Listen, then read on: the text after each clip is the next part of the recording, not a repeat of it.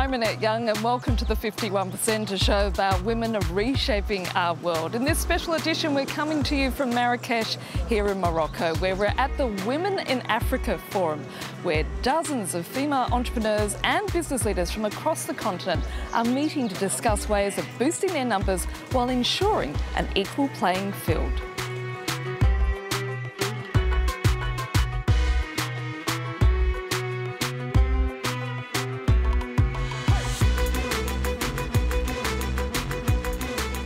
And as many have noted, in order to reduce poverty, you also need to address gender equality. Now, here in Africa, like elsewhere in the world, the number of women in business is increasing, but they're still low in numbers.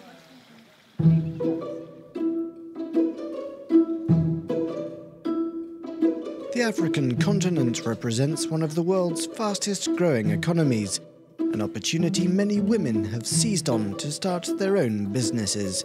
In sub-Saharan Africa, a third of companies are owned by women, and in Ghana that number even reaches 62%. Yet the job market in Africa remains heavily skewed towards men. Women usually occupy lesser positions, and they make an average of 2/3 less than their male counterparts. 78% of African women also work in low-paying sectors, like agriculture or sales. Often forced to stay at home, some have come up with creative solutions like online sales, something South African women engage in 3.6 times more than men. African women also face structural obstacles. It's harder for them to get a loan or to invest in real estate. In Uganda, around 30% of women own land, and only 10% of those use it as a guarantee for a loan.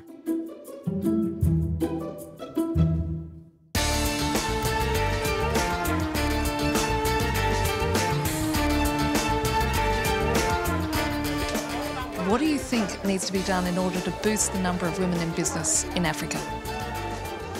Well, I think starting by this type of event.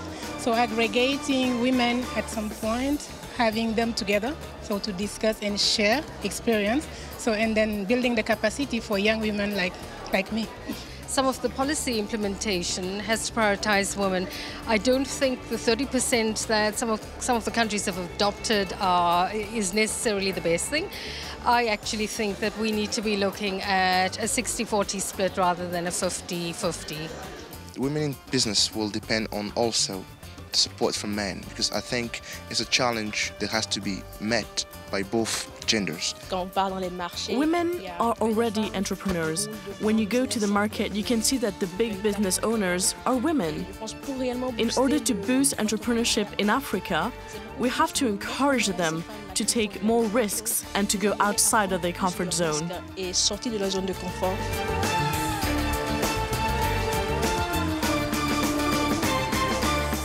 The biggest hurdle for women in Africa is that in many countries they are barred from owning property. As a result, that means they cannot access credit. Our team in the Ivory Coast went to meet a determined group of individuals who are wanting to change that. It's often called brown gold. Ivory Coast is the world's largest producer of cocoa beans, the raw material used to make chocolate. And at 67 years old, Julienne Bitti is one of the few women in the industry that's still largely dominated by men. It's a man's job done by women, and I'm not the only woman who produces coffee and cocoa. That's why we have a federation. As the head of the Federation of Cocoa Producers in her region, this entrepreneur is one of few women who own land. She bought 10 hectares for €75 35 years ago. Now I must get the title deed to be able to leave it to my children, because that is my personal property. To obtain a title deed here in Ivory Coast is hard for all landowners, but even more so for women who have only been granted just 12% of all property deeds issued since 1998. And without land, women cannot access credit. No lender will invest a substantial amount of money if you don't have proof that the land belongs to you. A title deed is a guarantee of attracting investment. These women are determined to fight the status quo in a patriarchal society that deprives them of the right to property. In a tent, a village meeting is being held to discuss the plight of widows such as Emilienne, whose land was taken away from them after the death of their husbands. We've been working on our land for years. When my husband died, his brother took everything. Today, the children and I find ourselves without resources. This tradition is bad. It must change. Women too poor to buy land are forced to find alternatives. A few kilometres away, on another plot that belongs to Julienne, they've created a cooperative with the objective of developing food crops, pooling their labour while sharing the income. If individually you cannot do it, we do it together. Together we make the fence, together we plant, together we clean, and then together we harvest. At least by doing this, we can feed ourselves, take care of our children. The women estimate that agricultural production would increase by between 20 and 30% if they had access to the same resources as men. And joining me now is Afua Osei from Nigeria. She's the co-founder of She Leads Africa, an online community that helps young African women reach their professional goals. Afua Osei, thank you so much for being with us. Thank you for having me. First of all, tell us a little bit more about She Leads Africa. It is a platform for young African women who want to do more. Young women today are spending 8, 10, 12 hours of their lives focused on careers and their businesses. And when we looked out into the media landscape, there's so much content focused on fashion and food, and those are fantastic areas. But what about all that time we're spending at work? So we wanted to create a platform and a media space for young women to learn, to be inspired, to connect with their peers on topics that really matter to them around their businesses and careers. And it's been an incredible journey, reaching women all across the continent and diaspora to help encourage them to see the possibilities that exist as professional women. So what are the specific issues that young African women have as opposed to young women elsewhere in the world?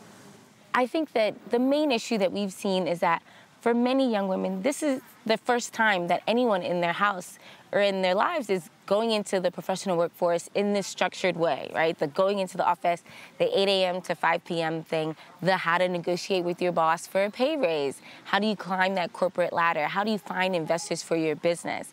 I think women have been working for centuries, but this construct, it's very new. This revolution of sorts is very new to many young women. So you don't have a big sister or an auntie, or you can't ask your mom for advice. So everyone's really navigating it on their own and by themselves. And sometimes people are able to figure it out, or they find a godfather who can help them. But if you're not lucky enough to have those resources, you can definitely feel lost, or as if you're doing it all alone. And that's the problem that we're really trying to solve. There are more than 40 countries represented at this summit, but we're surrounded by predominantly women. Getting men on board is essential, but is that very difficult in African countries where the cultures are particularly conservative and traditional? It's so funny because I think my dad is a very traditional man, but he always encouraged his daughters to go out there and be independent and to be resourceful and to be able to create something for themselves. And so there definitely is a disconnect between the feelings that individuals have for their families, let's say a daughter and her father, versus what we're seeing in policy and in broader society and culture. I think a great way to change the conversation is to show how it impacts and benefits all. It's not one person taking away something to give to someone else. It's how can we all benefit in increasing the pie for everyone. I think secondly, it's really about putting pressure on those policies and institutions that are designed to hold people back. I mean, maybe they don't think they are designed, but that's what they're doing. You know, for us, when we're looking at entrepreneurs and a bank says that you have to have this type of collateral, or, you know, your father or husband has to sign a bank loan for you, that's an official policy that needs to be torn down. So it's bringing awareness to them and letting people know that this needs to be changed, but we can all benefit from it. But it definitely will take time and more work from both sides, and for all interested parties to be involved. Mobile technology in Africa is clearly helping young women get a start in business, but should governments be doing more in order to boost their numbers? Definitely. We've seen the data, and it shows that in Nigeria, Ghana, South Africa, Kenya, Tanzania, women are using the internet and they're using mobile technology to learn. They're using it to stay aware of news and information. They're using it to find business opportunities. So it's such a great tool and opportunity. And government can play a part in making sure that data is affordable. Right? Data is so expensive. I'm really happy to be in Morocco because it's much cheaper than in the countries that I've come from. So how can we work with telecommunication providers, with government tech policies to make sure that it's affordable and accessible for all? There's also something around pushing content in local languages. And what are we teaching, like educational content? Does it have to be in English, French, or Portuguese? Or why can't it be in Wolof or Twi or Yoruba or any of these many local languages that can make it easier for people to get comfortable with mobile technology? So I think it requires policymakers to really think about how can we use tech for good and to advance the goals and the agenda that they have for their people. So what piece of advice would you give a young woman who's starting her own company? The first thing I'd give them is a reality check. This is very hard. And I know that the commentary and what we see on TV and in media is that it's so fun and exciting, but it's actually very challenging.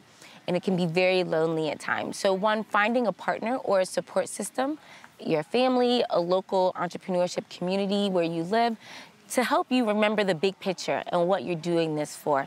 And hopefully it's to solve a problem in your community or in your city or your country and to help keep you focused. I say secondly, you definitely need to have thick skin.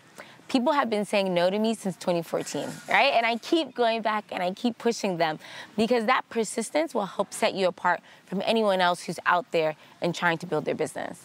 Afua Osei, it's been wonderful talking to you. Thank you so much. Thank you. Well, that's it for this special edition of the 51% coming to you from Marrakech in Morocco. If you like what you've just seen, you can always comment on our Facebook page. That, of course, being France24.51%, or do send us a tweet at _51%. Thanks for your feedback so far, and please keep those comments coming in. So until our next show, bye for now.